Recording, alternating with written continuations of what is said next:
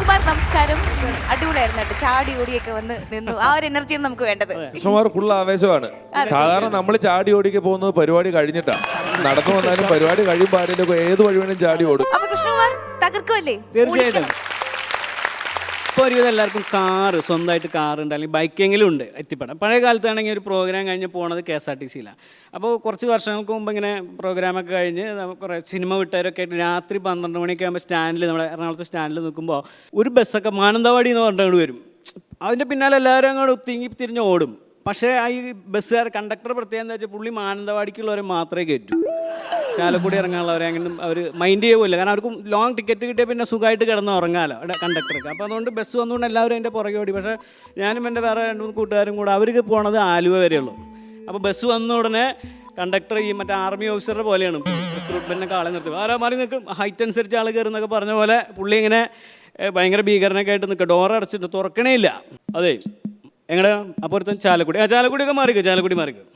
പിന്നെ ഒരാൾ വന്ന് തൃശ്ശൂരൊക്കെ വേറെ വണ്ടി വരും, അതിൽ പോയാൽ മതി. ഗുരുവായൂർ ബസ് വരും, അതിൽ പോയാൽ മതി. അപ്പോൾ ഒരു പുള്ളിക്കാരൻ മാനന്തവാടി മാനന്തവാടി കയറി. അപ്പോൾ പുള്ളിക്കാരൻ കയറി. പിന്നെ അടുത്ത ആൾ ബത്തേരി കയറി. നമുക്ക് പോകേണ്ടത് ആലുവ. അവസാനം ഒരു വഴിയില്ല. അപ്പോൾ നമ്മുടെ കൂടെയുള്ള ഒരു പുള്ളിക്കാരൻ പറഞ്ഞു വഴിയുണ്ട് പറഞ്ഞിട്ട് 3 താമരശ്ശേരി താമരശ്ശേരി കയറി. അപ്പോൾ ഇവർ കയറി. ഉള്ളിൽ പേടിച്ചിട്ടാണ് ഇരിക്കുന്നത്. കാരണം ഈ കണ്ടക്ടർ ജാതി ഭീകരനാണ്. കാരണം പുള്ളിയുടെ രീതി അറിയാമല്ലോ. അങ്ങനെ ആകെ ഒരു ബസ്സല്ലേ ഉള്ളൂ, പിന്നെ ഒന്നും പറയാനും പറ്റില്ല. അങ്ങനെ ഫ്രണ്ടിലൊക്കെ അഡ്ജസ്റ്റ് ചെയ്തിരിക്കുക. ബസ് സ്റ്റാൻഡിൽ നിന്ന് എടുത്ത് കുറച്ച് ദൂരമൊക്കെ അങ്ങോട്ട് എത്തി. നമ്മുടെ കല്ലൂരൊക്കെ എത്തിയപ്പോൾ ടിക്കറ്റ് വാങ്ങാൻ തുടങ്ങി. അപ്പോൾ പുള്ളി ആദ്യം നമ്മുടെ മാനന്തവാടിക്കാരൻ്റെ അടുത്ത് അവിടെ ടിക്കറ്റ്, പുള്ളി ഒരു പാലാരി വട്ടം. അടുത്ത് വെച്ചപ്പോൾ കളമശ്ശേരി എന്ന് പതുക്കെ. പിന്നെ ഈ 3 പേര് ആലുവ. അപ്പോഴേക്കും കണ്ടക്ടർ അങ്ങ് തളർന്ന് അവിടെ ഇരിപ്പായി. ഞാനിരിക്കും രാത്രി വോൾവോയിൽ തിരുവനന്തപുരത്ത് വരിക. പെട്ടെന്ന് ഒരാൾ മൊബൈലിൽ ഒരു പാട്ട് വെച്ചു. അപ്പോൾ ഈ ഫ്രണ്ട് ഇരുന്നൊരുത്തിന് ഇങ്ങനെ നോക്കി. കുറച്ച് കഴിഞ്ഞപ്പോൾ പിന്നെയും ഈ പുള്ളി പാട്ട് വെച്ചു. പിന്നെ ഇങ്ങനെ നോക്കിയിട്ട് ചേട്ടാ പാട്ട് കേൾക്കണമെങ്കിൽ ഹെഡ്ഫോൺ വെച്ച് കേൾക്കുന്നു പറഞ്ഞു. 1 പറഞ്ഞ് 2 പറഞ്ഞ് ഇവർ തമ്മിൽ ഭയങ്കര തള്ളായി. അപ്പോൾ ഇയാളൊരു ഇച്ചിരി പ്രായമുള്ളൊരു ഇക്കയാണ്. ഈ ഇക്കാനെ ഈ ചെറുപ്പക്കാരുണ്ട് തള്ളി ഈ ഇക്ക ബസ്സിനകത്ത് വീണു. ഒരു തിരുവനന്തപുരത്ത് ഒരു ആറ്റിങ്ങിലായപ്പോൾ തന്നെ ഈ ഇക്ക വീണതും പുള്ളി ഫോൺ എടുത്തു, വിളിച്ചു, ശുക്കൂരേ വാപ്പാനെ ബസ്സിലിട്ട് തച്ചിക്കടാ, ഒരുത്തനുണ്ട് ഇവിടെ, അവനെ നമുക്ക് കരുനാപ്പള്ളി സ്റ്റാൻഡിലിട്ട് കൂത്തണടാ എന്ന് പറഞ്ഞു. ഉടനെ ഈ പുള്ളി മിണ്ടാണ്ടിരിക്കുന്നത്. ബാക്കിയുള്ള യാത്രക്കാർ അതേ കരുനാപ്പള്ളി സ്റ്റാൻഡിൽ കയറി അങ്ങനൊന്നും ചെയ്യാൻ പാടില്ല എന്നൊരാൾ ഇടപെട്ടു. ഉടനെ അയാൾ ശുക്കൂറേ വേറൊരാളും കൂടി ഉണ്ട്, അവനിട്ട് ഒരെണ്ണം കൊടുക്കണോടാ എന്ന് പറഞ്ഞു. ഉടനെ അയാളും പേടിച്ചു പോയി. കുറച്ച് കഴിഞ്ഞപ്പോൾ കണ്ടക്ടർ വന്നു പറഞ്ഞു, അതെ ഈ ബസ്സിനകത്ത് അങ്ങനെ സ്റ്റാൻഡിൽ കയറുമ്പോൾ അങ്ങനെ ഇങ്ങനെയൊന്നും ചെയ്യാൻ പറ്റത്തില്ല കേട്ടോ. ശുക്കൂറേ കണ്ടക്ടർ അങ്ങനെ കൊടുക്കട അവിടെ വന്നിട്ട് പുള്ളി ഇങ്ങനെ സുക്കൂറിന് ഓർഡർ കൊടുത്തോണ്ടിരിക്കുക. അപ്പം ഞങ്ങളെല്ലാവരും ബസ്സിലുണ്ട്, എന്ത് ചെയ്യണമെന്ന് ഒരു പിടുത്തമില്ല. പിന്നെ നമുക്ക് അങ്ങനെ ഇരിക്കുമ്പോൾ ഓരോരുത്തർ ഈ പുള്ളിയോട് എന്തെങ്കിലും അഭിപ്രായം പറയും. ഓരോ 5 മിനിറ്റ് കൂടുമ്പോൾ ശുക്കൂറെ ഒരു പാച്ച കണ്ടിട്ട് ഒരുത്തനും കൂടി ഉണ്ട്, അവനെ അങ്ങോട്ട് കൊടുത്തടാ. ഞങ്ങളുടെ ബസ്സിലുള്ള 40 പേരുടെയും കാര്യത്തിൽ തീരുമാനമായിക്കൊണ്ടിരിക്കുക. ശുക്കൂറെ സ്റ്റാൻഡിലെത്തുന്ന ബസ് കത്തിച്ചും കടടാ, ഇവനെ ആളെ വാപ്പനെ ബസ്സിലിട്ട് താച്ച പ്രശ്നമാണ്. പുള്ളി ഭയങ്കര വില്ലപ്പെട്ട. അങ്ങനെ കുറച്ചു നേരം സൈലൻസ്. രാത്രി ബസ് ഓടുന്ന ശബ്ദം മാത്രമേ ഉള്ളൂ. ബസ് ഇങ്ങനെ കരുനാഗപ്പള്ളി സ്റ്റാൻഡിനോട് അടുത്തോണ്ടിരിക്കുകയാണ്. അപ്പൊ ഈ പുള്ളിയാണ് ശുക്കൂരെ ഒരു വെള്ള ബസ്, ചില്ലൊന്നും തുറക്കാൻ പറ്റില്ല, ഇന്ന പേര് അതിൽ എഴുതി വെച്ചിട്ടുണ്ട് കേട്ടോ, ബസ് കയറുമ്പോഴേ നിങ്ങൾ പ്രശ്നം ഉണ്ടായിക്കോളൂ, ബാക്കി ഞാൻ നോക്കിക്കോളാം എന്നൊക്കെ പറഞ്ഞിട്ട് ബസ് ഇങ്ങനെ സ്റ്റാൻഡിലോട്ട് പോകുമ്പോൾ ഇയാൾ ഇങ്ങനെ നടന്ന് ഫ്രണ്ടിൽ ഡ്രൈവറിന്റെ അടുത്തേക്ക് പോയി. ബസ് സ്റ്റാൻഡിലേക്ക് കയറുന്നു. ഇയാൾ ശുക്കൂരെ അതെ, ഡ്രൈവറോട് ചോദിക്കുക ഒരു 10 മിനിറ്റ് വെയിറ്റ് ചെയ്യാൻ പറ്റുമോ, സുക്കൂർ എത്തുന്നേ ഉള്ളത്. തിരുവനന്തപുരത്ത് വിളിച്ച സുക്കൂറിനെ കരുനാപ്പള്ളി എത്തിയിട്ടും സുക്കൂർ എത്തിയിട്ടില്ല, ബസ് എത്തിക്കാനുള്ള ആളെത്തിയില്ല. പിന്നെ ഈ പുള്ളിക്ക് ഒന്നും ഓർമ്മയില്ല. 40 പേരോട് എടുത്ത് പുള്ളിനെ പുറത്തേക്ക് ഇട്ടിട്ട് വണ്ടി എടുത്തോണ്ട് മക്കളൊക്കെ. അപ്പോൾ ചേട്ടാ ഷാൻചേട്ടനും രമേശേട്ടനൊക്കെ ആയാലും നമ്മുടെ മിമിക്രി അല്ലെങ്കിൽ ഗാനമേളയൊക്കെ പഴയ കാലത്ത് നമുക്ക് ഇന്നത്തെ പോലെ കാറും സൗകര്യമില്ല. ഇപ്പൊ മിക്ക ആർട്ടിസ്റ്റുകൾക്കും ബൈക്ക്. പഴയാന്നുള്ളതിന് അത്ര ബലം കൊടുക്കരുത് കേട്ടോ. ഞങ്ങൾ ഏതോ കാലഘട്ടത്തിൽ നിന്ന് വന്നതാന്ന് ഒരാൾക്കാർ. അപ്പോൾ അന്ന് KSRTC തന്നെ നമ്മളന്ന് യാത്ര ചെയ്യുമ്പോൾ നമുക്ക് വേണ്ട ഒരു ഭാഗ്യം എന്ന് പറയുന്നത് സീറ്റ് കിട്ടുക എന്ന് പറയുന്നത്. തീർച്ചയായിട്ടും സീറ്റ് കിട്ടുന്ന പോലുള്ളൊരു പ്രതീതിയായിരുന്നു.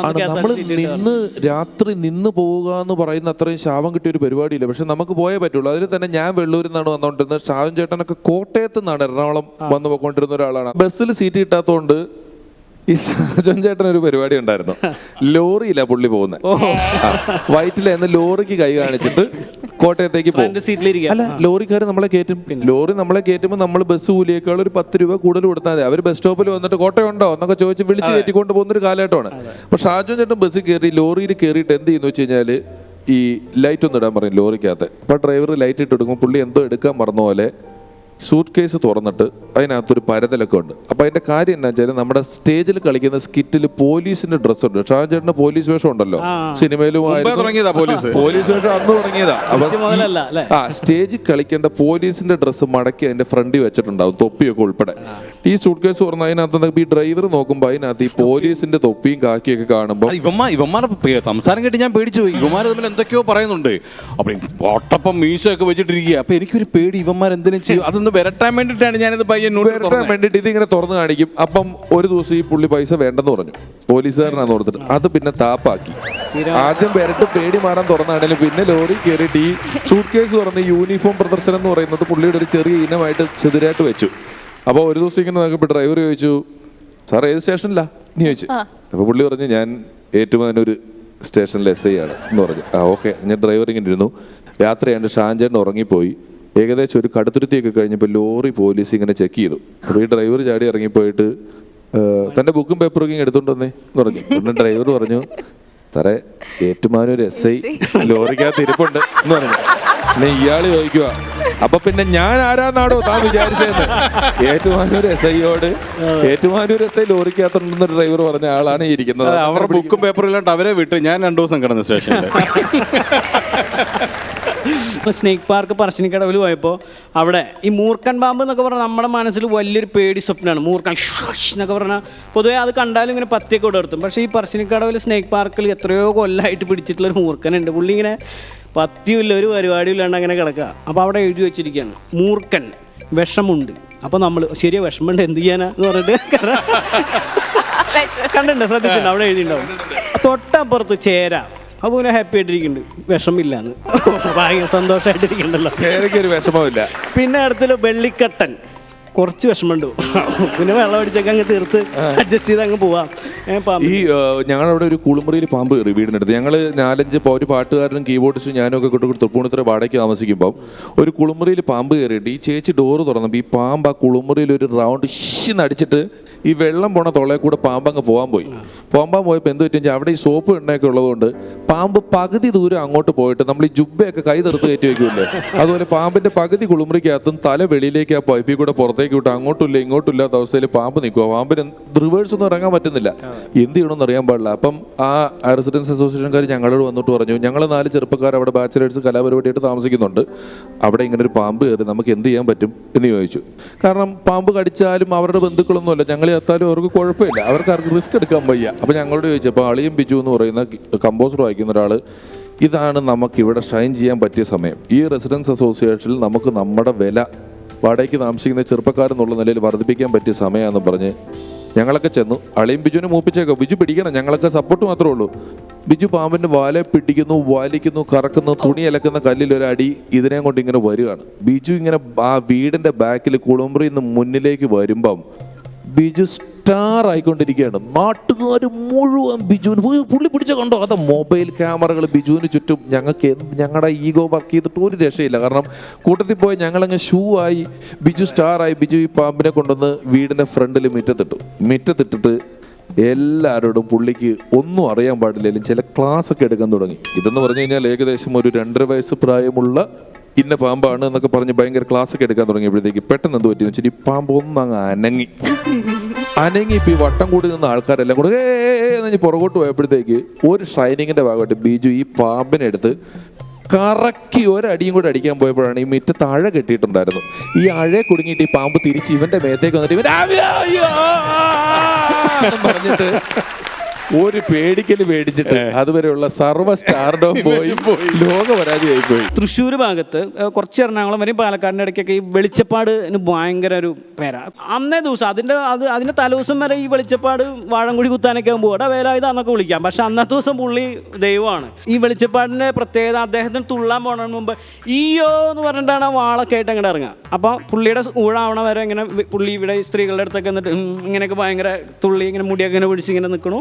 അപ്പോൾ അവിടെ സിഗ്നൽ കാണിക്കും, ആ കാവടിയാട്ടം കഴിഞ്ഞു, അപ്പോൾ അടുത്ത പൂരം ഇറങ്ങും. ഇനി കഴിഞ്ഞ് ആനപ്പൂരം കഴിഞ്ഞു, പഞ്ചവാദിക്കാർ പോയി അവിടെ നിന്ന് കഴിയും. ഇനി വെളിച്ചപ്പാട് വരാറായെന്ന് പറഞ്ഞപ്പോൾ പുള്ളിക്കാരൻ അങ്ങോട്ട് ഇറങ്ങുക. പക്ഷേ എന്താ സംഭവിച്ചു വെച്ചാൽ ആന അധികം പോകാൻ പറ്റാത്ത ആന മാത്രം തിരിഞ്ഞിങ്ങനെ കയറി വരാം. അപ്പോൾ പുള്ളി ഇവിടുന്ന് അയ്യോ എന്ന് പറഞ്ഞ് അങ്ങനെ ഇറങ്ങി. അപ്പോൾ ആന കണ്ടപ്പോൾ അയ്യോ എന്ന് പറഞ്ഞ് തിരിച്ച് അതിൽ സ്പീഡിൽ ഇങ്ങോട്ട് പോവാ. വെളിച്ചപ്പാടിന്റെ കഥ പറയുമ്പം പണ്ടൊക്കെ നല്ല നെറ്റിക്കിട്ട് വെട്ടുമായിരുന്നു. അതെ. ഇപ്പൊ അതിലൊരു ചൂരൽ ഇങ്ങനെ തിരികെ വെച്ചിട്ടുണ്ടാകും. വെട്ടിയാലും ഈ ചൂരലാ വന്ന് കൊള്ളുന്നല്ല, നെറ്റ് വെട്ടിപ്പൊളിക്കുന്ന വെളിച്ചപ്പാടൊന്നും ഇപ്പോഴില്ല. അപ്പം എന്താ സംഭവം എന്ന് വെച്ചാൽ നമ്മൾ വെളിച്ചപ്പാടിന്റെ കൂടെ ഒരാൾ നടക്കുന്ന കണ്ടിട്ടുണ്ട്. ഇങ്ങനെ നടന്നിട്ട് മഞ്ഞൾ വെച്ച് പൊത്തും. ഇത് മുറിഞ്ഞു കഴിഞ്ഞാൽ മഞ്ഞൾ വെച്ച് പൊത്തും. അങ്ങനെയാണ്. അപ്പം ഇച്ചിരി ഇവനൊരു ഒറിജിനൽ വെളിച്ചപ്പാടല്ലായിരുന്നു, ഇനി ചെറിയ ഡ്യൂപ്ലിക്കേറ്റ് വെളിച്ചപ്പാട് ഒരു പുള്ളി വന്നേക്കുക. അപ്പൊ പുള്ളി എന്തെന്ന് വെച്ച് കഴിഞ്ഞാൽ ഇച്ചിരി സ്ത്രീകളെയൊക്കെ കണ്ടപ്പം ഇച്ചിരി ഷോ എന്നൊക്കെ സാധനം കാണിച്ചിട്ട് ഒരു വെട്ട് നെറ്റിക്കിട്ടങ്ങ് വെട്ടിയപ്പം ഈ കൂടെ ഉള്ള അസിസ്റ്റന്റ് മഞ്ഞൾ പൊത്തിക്കോട്ടെ എന്ന് ചോദിക്കണം കേട്ടോ. പുള്ളി മഞ്ഞൾ പൊത്തിക്കോട്ടെ, വേണ്ട മെഡിക്കൽ കോളേജിലേക്ക് എടുത്തു.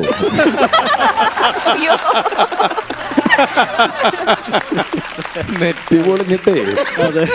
പിന്നെ ശരിക്കും നമ്മുടെ റോഡെല്ലാം ഗംഭീരമായിട്ടുണ്ട് ഇപ്പോൾ അല്ലേ. ഒരുവിധം പ്രത്യേകിച്ച് ഇലക്ഷൻ ആയപ്പോൾ തന്നെ ഒരുവിധം ടാർ ചെയ്ത് ഇനി ടാർ ചെയ്തതിൻ്റെ മുകളിൽ കൂടെ വീണ്ടും ടാർ ചെയ്യണൊക്കെ കണ്ടു. കഴിഞ്ഞ ദിവസം ഒരു അടിയും കൂടെ കാണാണ്ട് എക്സ്ട്രാ ഒരു സൈഡൊക്കെ ടാർ ചെയ്ത് പോയിട്ടുണ്ട്. അപ്പോൾ അങ്ങനെ ഈ ടാർ ചെയ്യണമെങ്കിൽ പക്ഷെ കുറച്ച് നാളായിട്ട് നമ്മൾ ശ്രദ്ധിച്ചു കഴിഞ്ഞാൽ നമ്മുടെ PWD നമ്മളെല്ലാവരും പൊതുവേ പറയും ഒരു വർക്ക് തുടങ്ങി ഇങ്ങനെ കുറേ കാലം അത് അവിടെ കിടക്കും ഇല്ലേ. ഒരു പൈപ്പിൻ്റെ ജാലിട്ട് കഴിഞ്ഞാൽ കുറേ നാളെ മണ്ണൊക്കെ മൂടി അങ്ങനെ നിൽക്കും. അപ്പോൾ പക്ഷേ അവിടെ കാര്യം ശ്രദ്ധിച്ചാൽ എന്താണെന്ന് വെച്ചാൽ സത്യത്തിൽ അത് നമ്മുടെ തന്നെ കുഴപ്പമാണ്. കാരണം അവിടെ എഴുതി വെച്ചിട്ടുണ്ട് PWD work in progress, go slow. അപ്പോൾ ഈ പണിക്കാർ വിചാരിച്ചത് ഇവരോടാണ് പതുക്കെ പോകാൻ പറഞ്ഞിരിക്കുന്നത്. അതിൽ പോണ യാത്രക്കാരനോടാണ് ഈ സംഭവം പതുക്കെ പോകാൻ പറഞ്ഞിരിക്കുന്നത്. ഞങ്ങൾ രാത്രി പ്രോഗ്രാം കഴിഞ്ഞിട്ട് എനിക്ക് തോന്നുന്നു മനോജ് നസീറിന്റെ ഡ്രൈവറാണെന്ന് തോന്നുന്നു. രാത്രി ഇങ്ങനെ വണ്ടി ഓടിച്ച് വരികയാണ്. അപ്പോൾ മനോജനൊന്ന് ഉറങ്ങിപ്പോയി. കുറച്ചു നേരം കഴിഞ്ഞപ്പോൾ ഇങ്ങനെ പുതിയ സ്വിഫ്റ്റ് കാറാണ്. പെട്ടെന്ന് എന്ന് പറഞ്ഞ് ഭയങ്കര ശബ്ദം കേൾക്കുന്നു. രണ്ട് സൈഡിലും പൊടി മണ്ണ്, എന്താ സംഭവിച്ചതെന്ന് അറിയില്ല. ഉറക്കത്തിൽ ഞെട്ടി എണീറ്റ് ഡ്രൈവറെ നോക്കിയപ്പോൾ ഡ്രൈവർ ഇങ്ങനെ സ്റ്റിയറിംഗ് പിടിച്ചോണ്ടിരുന്നിട്ട് ജപ്പാൻ കുടിവെള്ള പദ്ധതിയുടെ ഇങ്ങനെ ചീത്ത വിളിക്കുക. സംഗതി തന്നെ അറിയോ, ജപ്പാൻ കുടിവെള്ള പദ്ധതിക്ക് വേണ്ടി ഉണ്ടാക്കിയ 40 താഴ്ചയുള്ള കുഴിയിലേക്ക് വണ്ടി വീണ് കിടക്കുക. എന്നിട്ട് പദ്ധതിക്ക് കുറ്റം. രാത്രി 2 മണിക്ക് പുള്ളി ഉറങ്ങിപ്പോയതാ. എന്നിട്ട് നേരെ കുഴിക്കകത്തേക്ക് വീണ് കിടന്നിട്ടേ ജപ്പാൻ കുടിവെള്ള പദ്ധതിയുടെ പറഞ്ഞ് രാവിലെ ക്രൈം വന്നിട്ടാ കാറ് മോളിൽ കയറ്റിയത്. നമ്മുടെ സ്കിറ്റുകൾ തന്നെ പല റിയാലിറ്റി ഷോയിലും കാണാൻ മറ്റേ തള്ളുന്ന ആൾക്കാരായിട്ട് കുറേ പേര്, കണാരൻ ചേട്ടൻ അതുപോലെ തന്നെ നമ്മുടെ സുധീരേട്ടനൊക്കെ. അപ്പോൾ ഇത് സത്യത്തിൽ ഇതെല്ലാം നമ്മുടെ നാട്ടിൻപുറത്ത് ചായക്കടയിലാണ് ഇതൊക്കെ തുടക്കം. അവർ നമ്മുടെ മഴ പെയ്യുമ്പോഴേക്കും അവർ അയ്യോ ഞങ്ങളുടെയൊക്കെ ചെറുപ്പക്കാലത്തെ മഴ എന്ന് പറഞ്ഞാണ്ടല്ലോ എന്താ മഴ. ഒരു കാറ്റെന്ന് പറയും, അയ്യോ കാറ്റെന്ന് പറഞ്ഞാണ്ടല്ലോ. എൻ്റെ അച്ഛൻ കള്ളുകെത്തുകാരനായിരുന്നു. കാറ്റത്ത് പനയൊക്കെ കിടന്ന് ഇങ്ങനെ ആടും. അപ്പോൾ അച്ഛൻ കള്ള് എത്തുമ്പോൾ ഇങ്ങനെ പനമ നിൽക്കുക. കാറ്റത്ത് പന അങ്ങോട്ട് വന്ന് ഇങ്ങനെ ആടി നിലത്ത് മുട്ടിയപ്പോൾ പുള്ളി കള്ളും കൂടെ ഇറക്കി വെച്ചു. ഇങ്ങനെയൊക്കെ പറഞ്ഞുകൊണ്ടിരിക്കും. തള്ളുണ്ട്. ഞങ്ങളുടെ അവിടെ ഓണത്തിന് ടാബ്ലോയ്ക്ക് മത്സരിക്കാൻ വേണ്ടിയിട്ട് ഒരു പഴയ എന്തോ ഒരു കുടിലോ എന്തോ കാണിക്കാൻ വേണ്ടിയിട്ട് ഒരലും ഒലക്കയും വേണം. അപ്പം ഞങ്ങളിങ്ങനെ പറഞ്ഞു ഇന്ന വീട്ടിലൊരു ഒലക്കയുണ്ട്, നമുക്ക് അവരലും ഒലക്കയൊക്കെ ഇപ്പം ആ വീട്ടിൽ കാണും, അവിടെ പോയി ചോദിക്കാം എന്ന് പറഞ്ഞിട്ട് ഞങ്ങൾ ആ ചേട്ടൻ്റെ വീട്ടിൽ ചെന്നിട്ട് ചോദിച്ചു, ചേട്ടാ ഇപ്പോൾ കരിങ്കല്ലിൻ്റെ ആണല്ലോ ഒരല്, അതിങ്ങനെ അവിടെ പറമ്പിൽ മണ്ണൊക്കെ പിടിച്ച് കിടപ്പുണ്ട്. ആ ഒരല് ഞങ്ങളെടുത്ത് കഴുകിയെടുത്തിട്ട് ഞാൻ ഈ പുള്ളിയോട് ചോദിച്ചു ചേട്ടാ ഒലക്ക ഉണ്ടോ എന്ന് ചോദിച്ചു. പുള്ളി ഇങ്ങനെ ഒന്ന് ആലോചിച്ചിട്ട് ഒന്ന് അകത്തൊക്കെ നോക്കിയിട്ട് ഒലക്ക കാണാനില്ലടാ, എന്തോ ഒരു ഒലക്ക ഉണ്ടായിരുന്ന തറവാടാണ്. ഒലക്കേ പുള്ളിയുടെ തറവാട്ടിൽ എന്തോ ഒരു ഒലക്ക 2 ആട്ടെ, എന്നാലും ഒരു ഒലക്ക 100 ഒലക്കുള്ള വീട് കണ്ടിട്ടുണ്ടോ? നമുക്ക് ഇവിടെ ആയാലും എവിടെ നമുക്ക് ചിരി ഒരു പ്രധാന സംഭവം. ഒരാളെ നമ്മളൊക്കെ പരിപാടി നടക്കുമ്പോഴൊക്കെ നമ്മുടെ ഏറ്റവും വലിയ ആഗ്രഹം ചിരിപ്പിക്കില്ല. അപ്പോൾ ഇന്ന് അത് കലാരംഗത്തുനിന്നും മാറി. മിമിക്രിക്കാരന് മാത്രമല്ല ഇപ്പോൾ ഒരു ചിരിയെ പറ്റിയിട്ടുള്ള കൺസേൺ ഇപ്പോൾ ബാങ്കുകൾക്ക്. അപ്പോൾ ഈ നാഷണലൈസ്ഡ് ബാങ്കുള്ള ജീവിതത്തിൽ ചിരിക്കില്ല എന്ന് ഉറപ്പുണ്ടെങ്കിൽ അവർ റിക്രൂട്ട്മെൻറ്റ് തന്നെ എടുക്കുകയുള്ളൂ. അപ്പോൾ ബാങ്കിലൊക്കെ ചെന്ന് കഴിഞ്ഞാൽ അവന്മാർ എന്ത് ലോണാ ഇവിടെയാണ് എന്നൊക്കെ ഒരു മൈൻഡേ ചെയ്യില്ല. പക്ഷെ ഇപ്പോൾ അവർ മാറി. പ്രൈവറ്റ് ബാങ്കുകൾ ഭയങ്കരമായിട്ട് വന്നപ്പോൾ നാഷണലൈസ്ഡ് ബാങ്കിൽ ഗംഭീര ട്രെയിനിങ് ഒക്കെയാണ്. ഇനി നിങ്ങൾ കസ്റ്റമേഴ്സ് വരുമ്പോൾ ചിരിക്കണം, നന്നായി ചിരിച്ചിട്ട് ആര് വരുമ്പോൾ നന്നായി പ്ലസൻറ്റോട് കൂടി ബിഹേവ്. ഒരു വലിയ ട്രെയിനിങ് 3 ദിവസം ട്രെയിനിങ് ചിരിക്ക് വേണ്ടി മാത്രം. അപ്പോൾ ഇവരെന്താ വെച്ചാൽ റെഡിന് കസ്റ്റമർ മുമ്പ് ചിരിക്കണം എന്ന പ്ലാനിലാണ്. മാനേജർ സ്റ്റാഫൊക്കെ ഇരിക്കേണ്ട കാലത്ത് ബ്രാഞ്ച് തുറന്നു. ഫസ്റ്റ് കസ്റ്റമർ ഇങ്ങനെ ഡോറ് തുറന്നു വരിക്കുമ്പോൾ ഇവരെല്ലാവരും ശരിയാ ഇവിടെ ചിരിക്കണം എന്ന് പറഞ്ഞിട്ടില്ല. പിന്നെ കസ്റ്റമർ കയറാൻ വിചാരിച്ച കസ്റ്റമർ ഇറങ്ങിപ്പോയി. മുതിർന്ന ആളുകൾക്ക് ബീഡി വലിക്കാം, അവർക്ക് ബീഡി വലിക്കാം, ചാരായം കുടിക്കാം, കള്ളു കുടിക്കാം. അപ്പോൾ അത് മുതിർന്ന ആളുകൾക്കുള്ളൊരു സംഭവമാണ്. അപ്പോൾ ഞാൻ എൻ്റെ വീട്ടുകാരുടെ കൂടെയൊക്കെ യാത്ര പോകുമ്പോൾ അമ്മാവൻ അല്ലെങ്കിൽ അവരുടെ കൂടെയൊക്കെ പോകുന്ന സമയത്ത് ചായക്കട കയറി കഴിഞ്ഞാൽ നമുക്ക് പാലും വെള്ളം, പിന്നെ ലൈറ്റ് ചായ, ഇവർക്ക് വിത്തൗട്ട് ചായ. അപ്പോൾ അന്ന് മുതലേ എൻ്റെ സംഭവം എന്താണ് വിത്തൗട്ട് ചായ ഭയങ്കര സംഭവമാണ്. അപ്പോൾ ആരോ വിത്തൗട്ട് പറഞ്ഞാൽ എന്നൊക്കെ വയ്ക്കുമ്പോഴേക്കും ഞാനാ എന്ന് പറയുമ്പോൾ അവിടെ എല്ലാവരും അയാളെ നോക്കും വിത്തൗട്ട് ചായ. അപ്പോൾ എന്തോ ഒരു വലിയ ലഹരി വസ്തുവാണെന്നാണ് നമ്മുടെ വിചാരം. അപ്പോൾ ഞാൻ 8-ലൊക്കെ ആയപ്പോൾ ഞാൻ ഈ വിത്തൗട്ട് ചായ എങ്ങനെയും കുടിക്കണം എന്നുള്ള ആഗ്രഹമായി. അങ്ങനെ കൂട്ടുകാരോട് പറഞ്ഞു നമുക്ക് ഒരു ദിവസം വിത്തൗട്ട് ചായ അടിക്കാം. അങ്ങനെ ക്ലാസ്സൊക്കെ കട്ട് ചെയ്തിട്ട് ഒരു ഡാമുണ്ട് വാഴാനി പറഞ്ഞ സ്ഥലം. ആ സ്ഥലത്ത് സൈക്കിളിലൊക്കെ പോയിട്ട് ഒരു ചായക്കട, അധികം ആളൊന്നും ഇല്ലാത്ത സ്ഥലം നോക്കി സൈക്കിളൊക്കെ നിർത്തി കടയിൽ കയറിയിട്ട് ചേട്ടനോട് അങ്ങോട്ടും കൂടെയൊക്കെ നോക്കി പരിചയക്കാരൊന്നും ഇല്ലൊന്ന് ഉറപ്പാക്കിയിട്ട് ചേട്ടാ 4 വിത്തൗട്ട് ചായ. അപ്പോൾ ആൾ ഞങ്ങളെ നോക്കിയിട്ട് ഇവർക്ക് വിത്തൗട്ട് ചായ ഈ ചെറിയ പിള്ളേർക്ക് നിങ്ങൾക്കാ അതേട്ടാ പെട്ടെന്ന് എടുക്കുക എന്നൊക്കെ പറഞ്ഞ് പുള്ളിക്കാരൻ 4 വിത്തൗട്ട് ചായ എടുത്ത് കൊടുന്ന് വെച്ചു. ഞങ്ങൾ അങ്ങോട്ടും കൂടെയൊക്കെ നോക്കി പതുക്കെ എടുത്ത് കുടിച്ച് നോക്കിയപ്പോൾ ഇതിന് മധുരമില്ല. ചേട്ടന് മധുരമില്ല പറഞ്ഞപ്പോൾ അപ്പോഴാണ് ഞങ്ങൾക്ക് അറിയണത് വിത്തൗട്ട് ചായ എന്ന് പറഞ്ഞാൽ ഈ മധുരമില്ലാത്ത സംഭവത്തിനാണ് ഇത്രയും വലിയ ഭീകരമായിട്ട് നമ്മൾ കേക്കും കാണുകയും ചെയ്യുന്നത്. Okay, thank you. ഞാൻ കൺക്ലൂഡ് ചെയ്യാതെ അപ്പൊ എന്തായാലും ഒരു ഗംഭീരമായ പെർഫോമൻസ് ആയിരുന്നു, എല്ലാവർക്കും ഇഷ്ടമായി. Thank you so much Krishnakumar. Thank you.